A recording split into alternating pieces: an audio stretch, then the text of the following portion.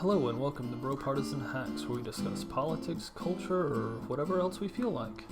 Hope you enjoy this short clip from the full episode.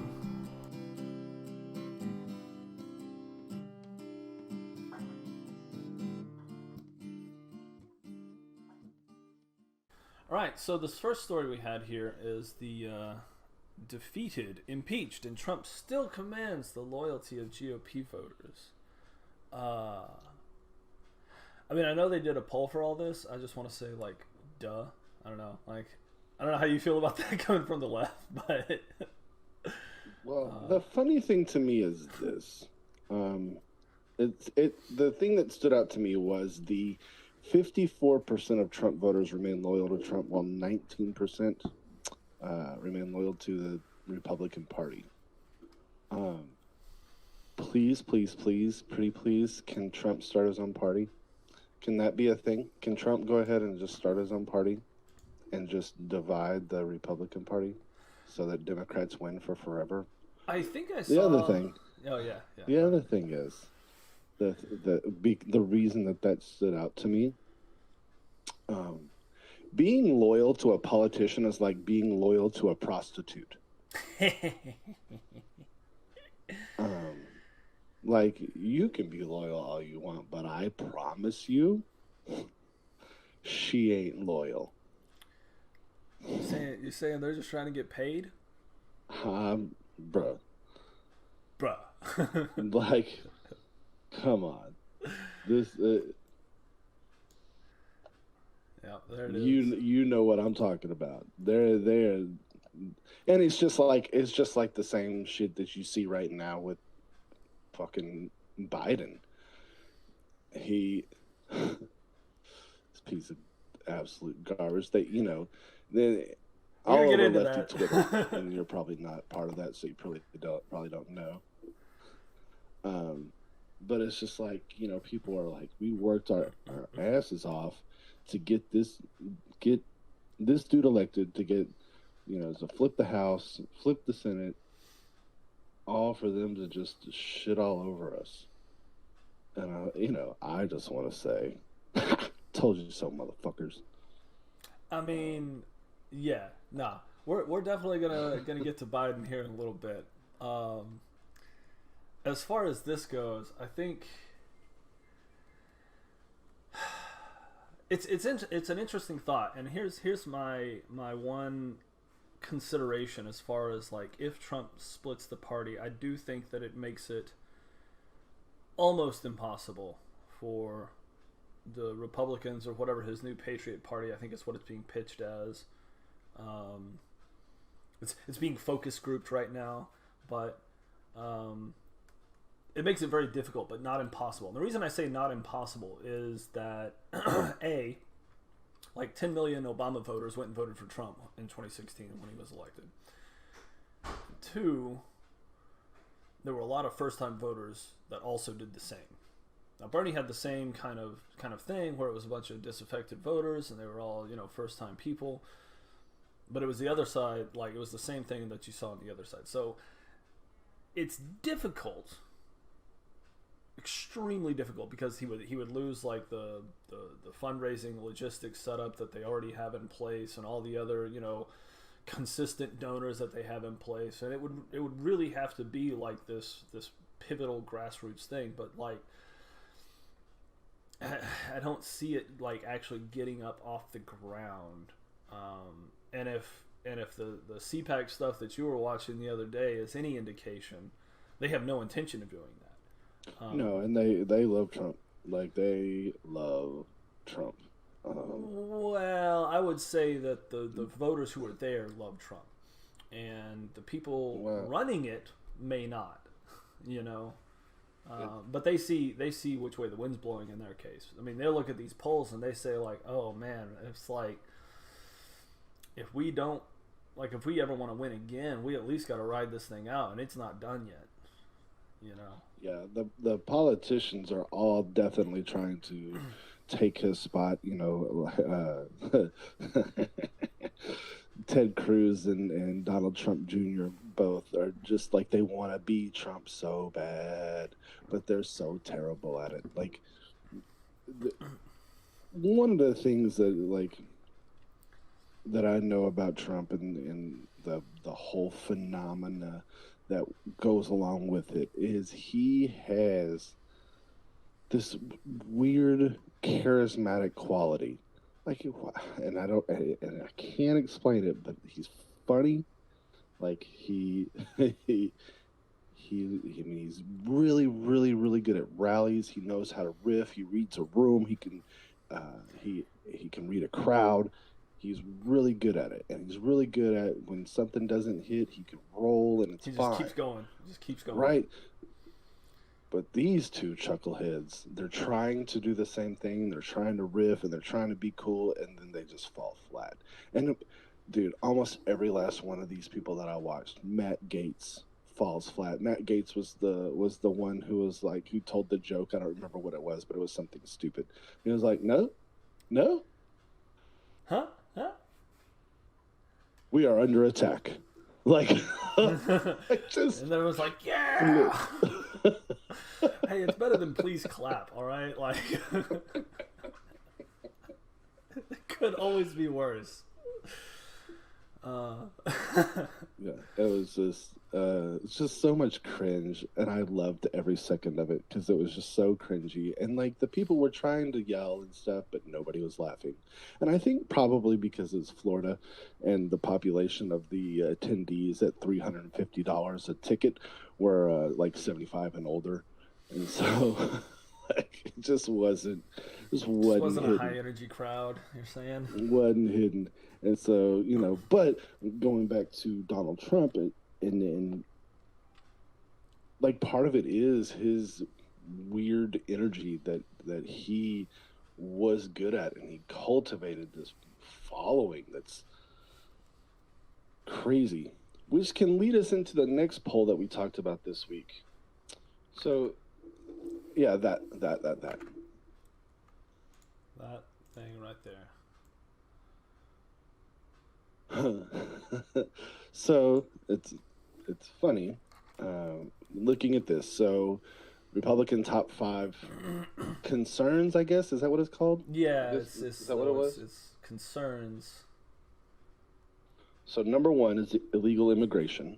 Number 2 is lack of support for the police. 3 is high taxes. 4 is liberal bias in the mainstream media, and 5 is economic damage from COVID-19.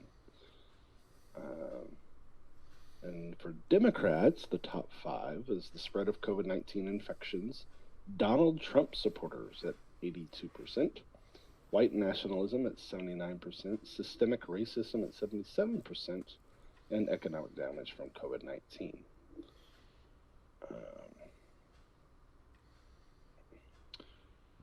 The spread of COVID-19 doesn't even rank top 10 for Republicans. That's interesting. Doesn't even rank top 10? Or top 5. That is 5. No. That is number 5. But I understand. No. The spread of COVID-19. That is economic damage from COVID-19. Oh, I see. Two different things. Damage from COVID-19. Yes, which is right. That's all they care about, because they don't. The virus itself in their eyes. They don't actually care about whether 500,000 people died or not. They just want to go.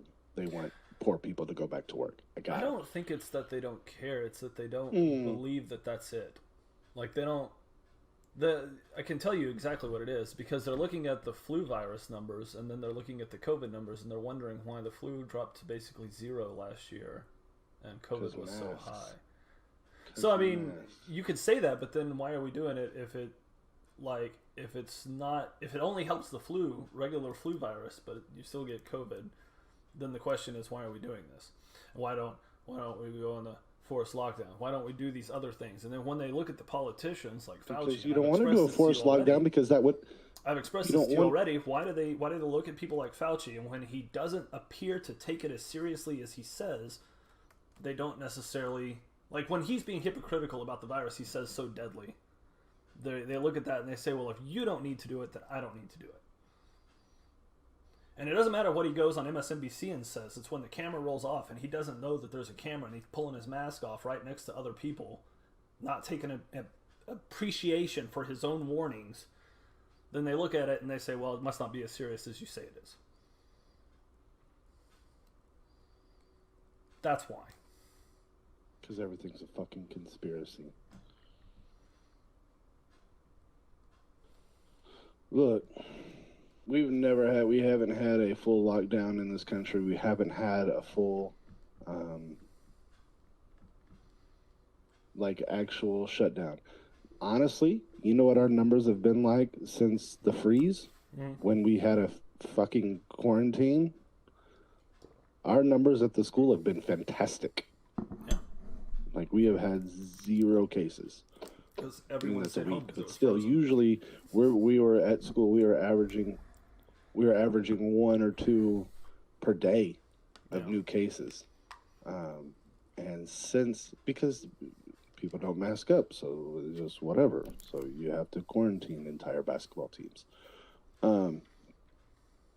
But since then, I mean, that was a forced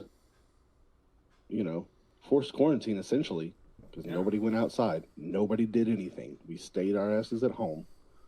And I think it helped. Yeah. Quarantines work. No doubt. But, of course, we're not going to do that because that would have to close down businesses. And, they're the backbone of this country. And we're not going to do anything to help them if we force the quarantine. So, I don't know what to tell you. The other thing is... So, it begs... again, and not to get conspiratorial, but then it begs the question of why not? Like, if that's what it takes to get it done... Those are your people. It's not your just people. My people don't want to actually fucking help anybody. You got everybody. You got all branches of government now. What's stopping you? Nothing. Filibusters. Nothing. Oh no, I know. It's stopping you. Nothing. Just saying. Yeah. Because the Republicans can't do shit. Yeah, except for filibuster, which is, they don't do shit. What would stop them from doing reconciliation? The only thing that Republicans do is cut taxes for rich people. What would that's stop the them only from passing policy that people pass. What's stopping them from passing any of that? I think you only get 1 year. I think you get 1 a year. So they're trying to do the $1.9 trillion bill in here because that's the only thing that they're going to get passed. Because you get 1 per year of reconciliation. I thought McConnell Everything did it else has 4 to go times. I thought Mitch did it 3 or 4 times. You get 1 a year. Yeah, he did it 3 or 4 times total. Total, okay. Because you get 1 per year. Yeah, I didn't know. Yeah, so you gotta wait. So you do. That's why they're throwing as much as they can into this $1.9 trillion bill, and that's why they're really pissed off about the $15 minimum wage not getting in that bill, and this fucking the senatorial parliamentarian jackoff throwing out the increase in minimum wage. So, and they're also pissed off at Biden and Harris not fucking taking them to the mat on it. But that's not what we're talking about right now. We can talk about that in a minute. Yeah. Well, the other thing that I like about this thing is Republicans are such police bootlickers. But then when it came to the police at the Capitol, they didn't respect the police and law and order. They were just like, yeah, we do what we want. We're on the good side. You should be helping us. We're on your side. I actually heard that. Mm-hmm. So, yeah, I think it's actual bootlicking for police. I don't think they actually. Nah, I say that. I think it's that they. Well. I think there's some of that. If you think about where Republicans live, and this is just kind of my 2 cents on this. So, there probably is some bootlicking on this, and I just don't think that's the whole story because, again, Republicans predominantly live in rural areas where they're much more likely to actually have a personal relationship with their friends who are cops, like in their small town. You know, you're friends with Sheriff Joe down the street, and he's cool, and we need to help him out. And then, you know, Officer Friendly that walks through drives through my neighborhood and keeps the kids from, you know, running around. Like, in a small town, like, I grew up in a really small town. I graduated high school in a really small town. And I knew every one of the cops that lived in that town, and every one of them that worked in there. Hell, I worked for one for a summer because he had a side job building fence. And I was out there, like, in the middle of the field building this big old deer fence for a sheriff deputy, like, who was running his side business. So, does that lead into why they feel that way? Maybe. Could it all just be a whole bunch of bootlicking? Also, maybe. Like, I don't know, but I think there might be more to it. Could it also just be racism? I mean, the top three things on the Democrat list is Trump supporters, white nationalists, and systemic racism. And you can't tell me that you don't lump all three of those into the same one thing. Yeah. Ditto on your side, the top two things: illegal immigration and lack of support for police. Black and brown people. That's those two issues, is black and brown people. Lack of support police stems from Black Lives Matter movement. And illegal immigration is brown people. Antifa's like 80-90% white guys, isn't it? That's not at the top of that list. It's not, but it does go into the defund the police movement. It has direct ties to lack of support for police versus the defund the police. And up until... But the purpose of all of that is what? Is the systemic racism that goes along with the police beating the shit out of black and brown people. But that's less of a concern than Trump supporters, obviously. But I mean, like I said, in a lot of people's eyes, I just see those all three as the same thing. Even though Trump was in office for 4 years, but the systemic racism, has been going on for forever, apparently. Well, I don't know when this poll is taken either, but understand that January 6th was not that long ago. Oh, I understand. So, if we don't have the institutions that we have in this country, I don't know how that plays out. Those events. And so when you see something like that, that is scary. I don't know how else to put that. So you think they should have done what Pelosi wanted and had crew-served machine guns ready to just mow down people? You saw what the Black Lives Matter the Capitol looked like during the Black Lives Matter protests, and what the Capitol looked like on January 6th. I did. So they had people standing out with heavily armed military personnel standing out in front of the Capitol during a Black Lives Matter protest. And then they had like a couple dudes there. The Capitol Police requested the same support in 2020 as they did in 2016, yet they were denied it this time. They had multiple calls for support to get the same kind of level of security prior to the January 6th thing as they had at the inauguration of Mr. Donald Trump. Who denied that, though? Who was in charge of that? Mayor Bowser, I assume. Mayor Bowser's in charge of the National Guard? No, but she would be in charge of sending more police units there, which were the initial requests from the Capitol Security to the D.C. Police. They are responsible for backing them up. And then the National Guard, obviously, would actually have to have approval from both I believe the sitting president and Mayor Bowser. So all those requests were denied. So when you want to sit here and tell me that, hey, you had more security in the 2016 thing in 2020, why did the Democrats who were in charge of that area deny the security? No. Yeah. What I said was the Black Lives Matter protests not the inauguration, not the electoral. It doesn't Whatever, matter. They're in whatever. charge of the same people who are in charge of the security.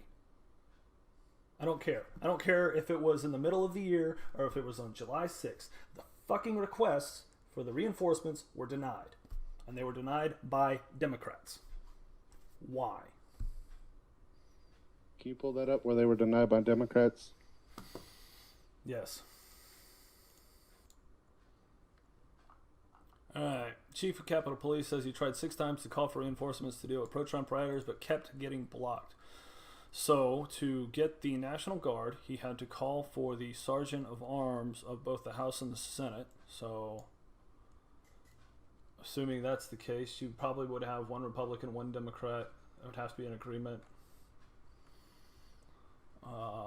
Asked the U.S. military for help. Said she could not recommend sending the Guard.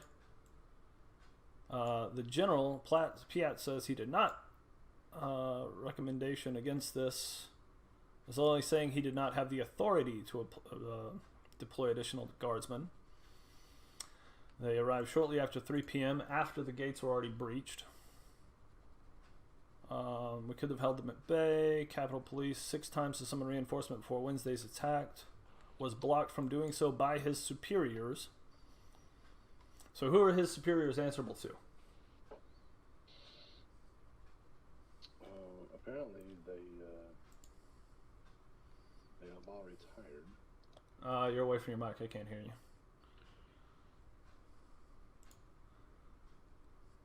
you. Senior Army official Lieutenant General Walter E. Piat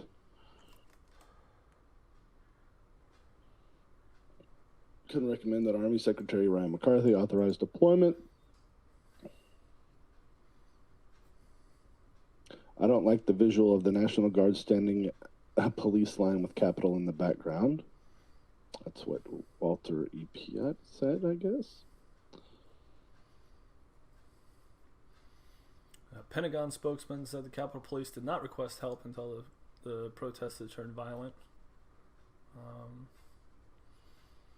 Thing is, like, they have recordings of all this stuff, so like, you can't be able to lie about this if anybody wants to actually take it seriously. Yeah. Like, the radio logs are recorded. So it says Sund, who is the former chief, resigned his post. He contradicts claims made by officials after Wednesday's assault on Capitol Hill. Sund's superiors previously said the National Guard and other additional security support could have been provided, but no one at Capitol requested. So this dude is saying, yes, the F I did. So yeah, there probably should be an investigation in that, regardless of all of that. The shit happened. Yeah, I agree. And so for the Democrats that got pulled in this for their number one concern to be Trump supporters, I think is logical, honestly. Yeah. Because that shit just happened. I mean, it's been not even 60 days since all of that. And so that's and with the 24-hour news cycle, those things kind of get pushed back because people are like, oh, that happened, and then we're just moving forward and we don't think about that anymore, which is bananas. But like I said, that's why I'm curious when this poll was taken, because I wonder if it would be the same now. Because I want to say this poll was taken right now, within everything the last that 2 I've weeks, seen, but I don't have that handy. But this is a recent poll. I can tell you that the results are recent, at least as the results are recent. But I don't. But I don't know when they asked the question. Right. Yeah. That's what I'm saying, and it takes a minute to answer. They were like really in depth, 30+ questions to evaluate it and go through it and yeah, stuff. So yeah, so no, that makes sense. That's one of the things, and so I guess that's why I think I wonder if it would be the same if we're a year from now, obviously, but I'm just guessing that when this poll was taken, people were very, very frightened about the Trump crowd. Like, there. I mean, if you'd asked me a month ago, I'd probably agree with that. Yeah. Probably say, yeah, I'm very concerned about that because clearly you're ready to mobilize. Just saying, like that's. Thank you for watching this episode of BroPartisan Hacks with Reese and Rob. We really appreciate you watching, tuning in. If you like this video, please hit the like button. Please subscribe to us. We're putting out content as often as we can. Share it with your friends. Get it out there. Get our names out there. Also, hit that bell, tap that bell right there so that you can get updated when we put out a new video. Rob and I are trying to pump these videos out as often as we can. However, we both have day jobs, we have families, so our schedules have to line up so that we can make a new video. Speaking of our day jobs, our opinions and views expressed are our own and in no way represent those of our respective employers. Thank you. Thanks again for watching.